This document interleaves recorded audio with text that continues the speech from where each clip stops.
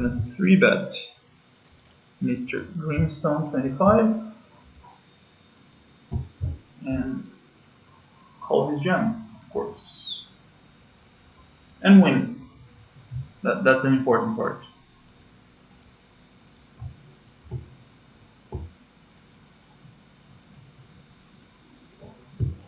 Yeah, I mean, he did call. His range connects with his board, but at this SPR, I'm better off just jamming, especially with the backdoor flush draw. So, yeah. That's tens, and I'm running pure. What do you guys think about him not jamming pre-flop with pocket tens over there? And flop 2 pair. The flop is monotone, but I'm going with it against that stack. Not much of a question really. Just gonna check raise. Stop jamming. More amazing things happen when I check raise. And he has that hand, which happens. What are we gonna do? So here I'm gonna open.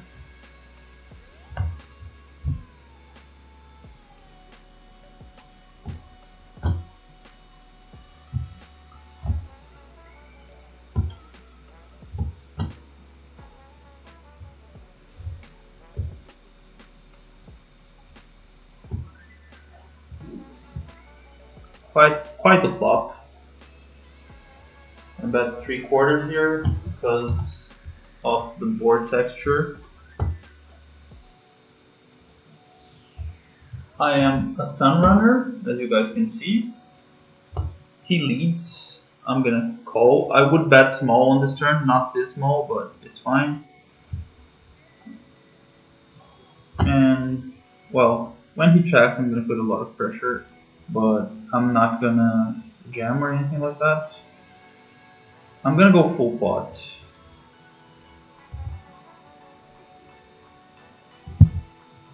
He did call, and we did win a big pot. But I think like since it's the bubble, I can like not putting his tournament life in the line is relevant. He did have a flush, so he wasn't going anywhere. But for most of his range, this is gonna be so happy with the decisions here against my good friend João Simão. I have the ace with the ace kicker. I'm gonna 3-bet.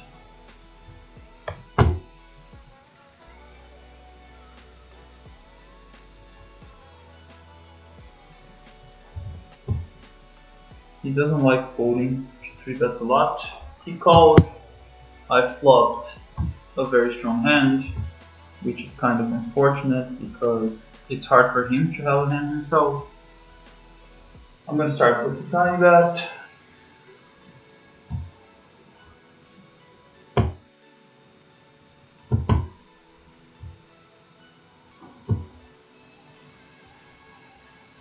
He folds the flop, it's fine. It's tough for him to continue when I have the world, but that is also a board I'm gonna c-bet quite a lot. So if I check, he is a smart guy and he is probably not gonna bite. I am gonna probably re-jam this hand.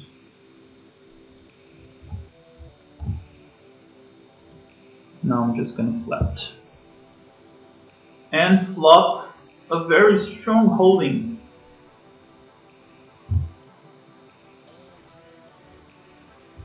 As the kids call, that is a flush.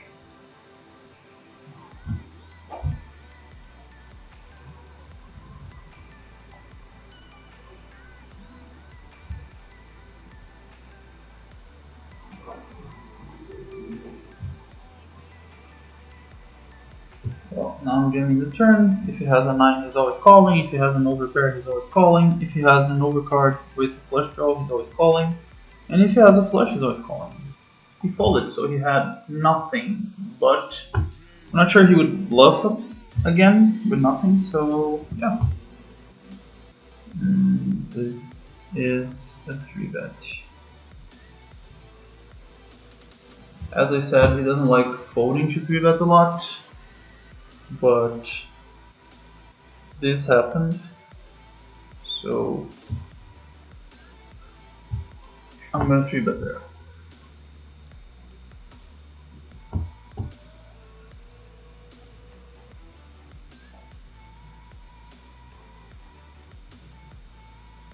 Like 66 or 75%, you prefer one much more over the other.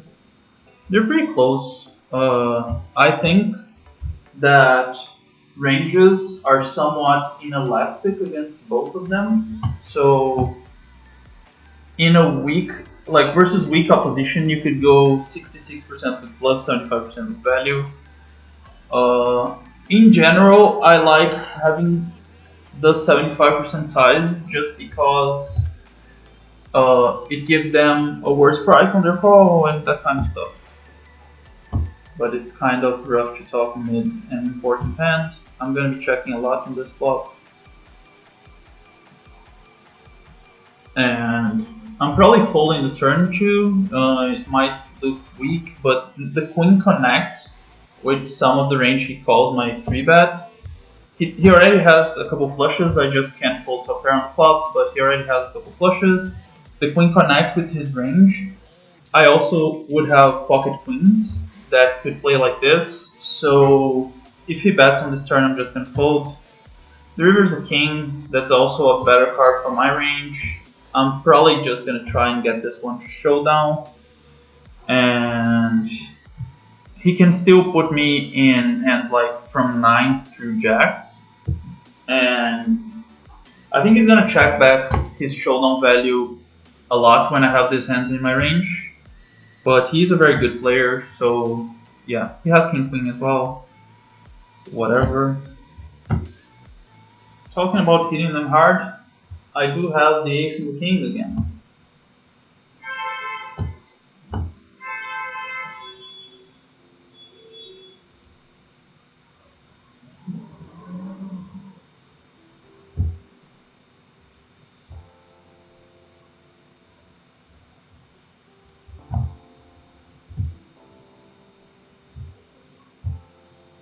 Not the best flop. Start with a check. Drone's probably gonna stab here.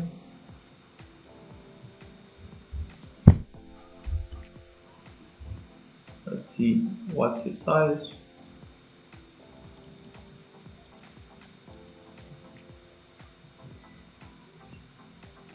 Here I'm in a hand, already won it, so back to this one. Yeah, I'm calling this first bet for sure. Depending on the river card, that is a nasty river card. If he bets again, I'm gonna fold. This I'm gonna try and get a showdown. I did win against his ace of diamonds 9 with the 5-6 off. Against a min raise, pretty standard. And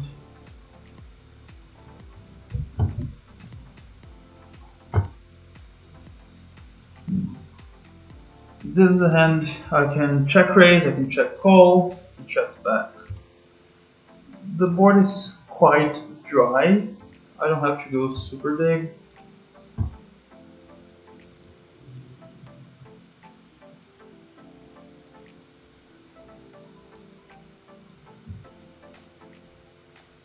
On the turn, and I'm barreling in a lot of rivers. He already folded the turn, so I'm happy with that.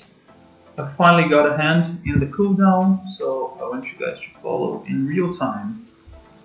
My ace jack against his 9-6 off. Unlucky, bro. Good thing it wasn't 8-6 off, otherwise I would be toast. I'm gonna move it to this table though, then I'm gonna squeeze my 10s. Yeah, the big stack just jammed in the cooldown as is expected from him. On the cooldown, I'm raise calling against Proviers. Recent stuff, I guess. Yeah, let's do it. I'm gonna spike. I want the ace, not the flush. I mean, the flush is not funny. No sweat in the cooldown.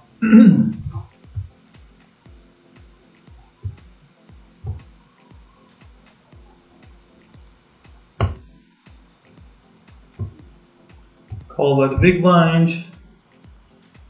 Worst flop in the world, but I'm gonna make some time before I check because fortune money, but like 2 tables left, that isn't that big of a difference. So as I'm gonna fold, as soon as he bets big, I'm gonna go to this table where life looks better.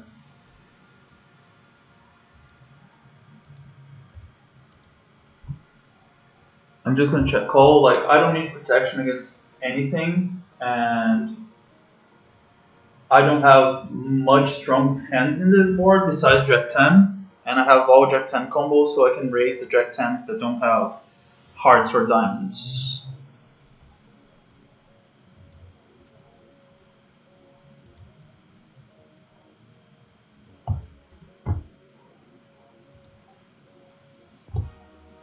He's thinking about it.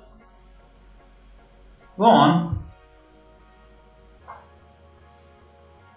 Just jam your kings, man.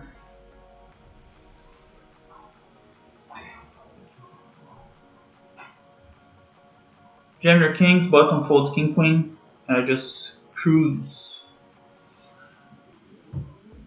Ooh, the flush got there.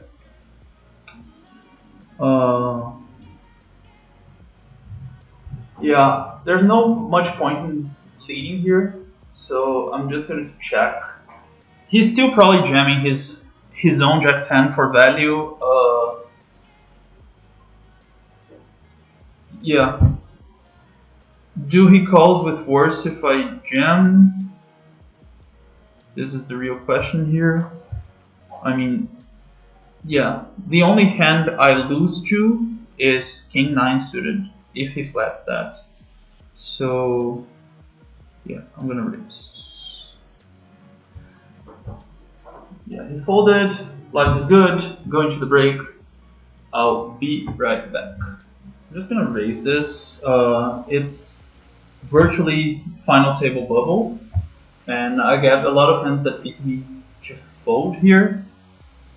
It's important for me to have a non-nutted bluffing range. Now that he called, he doesn't have a lot of 3x in his range, which he would if I had limped. So that is good for me. The ace is bad and the spade is bad. Like he's calling the flop with ace x for sure. So I'm just gonna go quarter pot here. I still beat some of his floats, and I do have better ace x myself. Now that the river is a 10 and a spade, I'm gonna check fold. Especially because he has lots of 1 spade floats on the flop, so I'm just gonna check fold, and he can take this one. He has ace deuce off, which is also fine.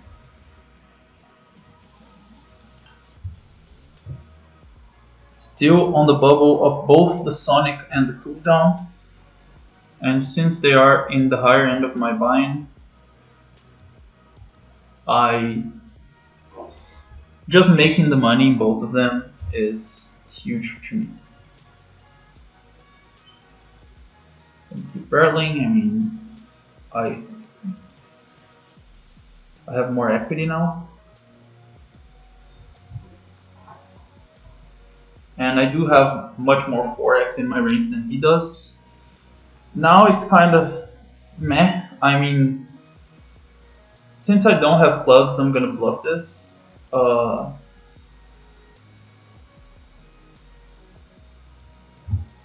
Yeah. Like I do, it's the bottom of my range. I don't have vector clubs, and yeah, he's gonna have some good ace x in times, but he's gonna have hands like kings and queens that are in a very bad spot. We have a final table, guys. Every time on stream, we're getting these final tables. Jesus Christ. Thank God he jammed, so you guys wouldn't see me folding deuces there and calling me a nit for the rest of my life. And this final table is going fast. It sucks. Like lots of big stacks on my left, but I'm still gonna try to open. Like, I'm not sure how much pressure they're gonna put, so I can try to raise sometimes, but yeah, they have the right to do that, and I'm gonna fold, especially with the guy with 12.5 bigs. I have a hand in the cooldown, and I have some deep runs too. So yeah. This is just so good. I'm gonna raise, especially because I don't know the player in the big blind, so there's a chance he's not a experienced pro. And I'm gonna bet the flop, jam the turn, but yeah, and calling his jam if he decides to jam, jamming against limp. Could make a case for raise calling, but I think jamming is gonna be superior. I have a hand that I'm gonna double up in 1K.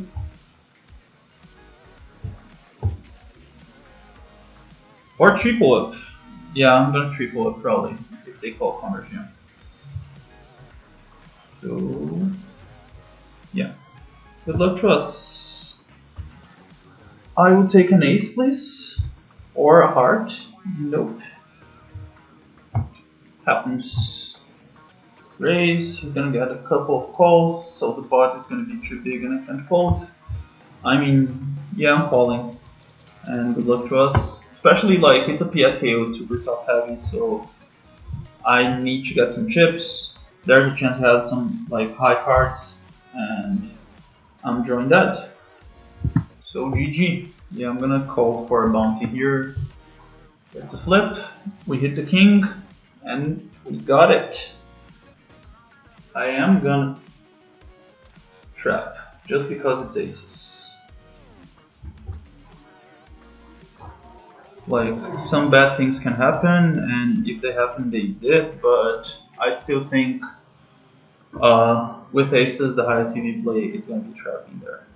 I'm just calling instead of ISOing him.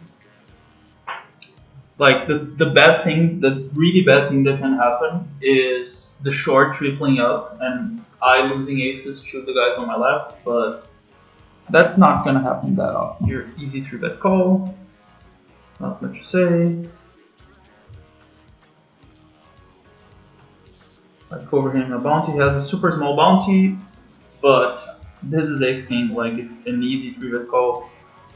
Cheap EV here, and this is kind of disgusting. But I mean, it's still ace king, and my bounty is quite big, so he's gonna have incentives of gambling for my bounty. And basically, like, if I win this, I'm in a very good position to pretty much win the tournament. Okay, I'm ahead of this guy. A 5 would be funny. Not the best outcome. If it was like early position versus cutoff versus small blind, I could find a fold, but like cutoff versus small blind versus big blind, it's just unfoldable. My bounty is big, so I wouldn't be surprised if someone else goes for it, but my hand is fine to go against pair or something like that. Okay, so here with pocket nines, I'm gonna open and I'm gonna jam over 3-bet. Here I have a lot of outs, and I hit my outs.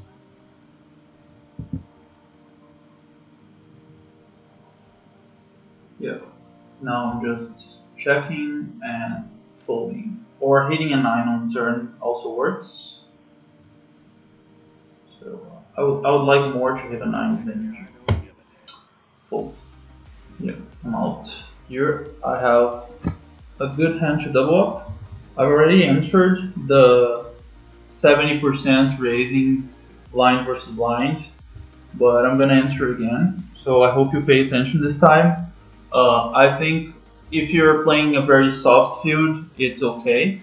But if you're playing a tough field, you're probably gonna get destroyed and you're gonna leak money, just because people are gonna exploit you a lot. if you do that. GG there on stars. We were gonna exploit you a lot, but like if you're playing weaker competition or smaller stakes, then it probably works because people don't leave strong hands enough, and you can get away with raising pretty much any two cards against a small blind land. Ooh, pocket eights. This is a hand I am gonna raise. If the bottom are the small blind 3-bet, I'm gonna jam. If the big blind jams, I'm gonna cycle. Yeah, good luck to us. I only fold if there's further action. He's the chip leader. He's a very competent, aggressive player, and he's gonna put a lot of pressure. And I mean, if you cover, you're gonna lose because, as I said earlier, pocket eights is a very nice hand. Well, he didn't snap me. Yeah, he has queens, and I have one out. GG, guys. I got 5th for 6.9k, and the session was quite fun, I found. I mean, bubbling the hyper wasn't that much fun, and I still think it was a good session, and I really liked the interaction with you guys.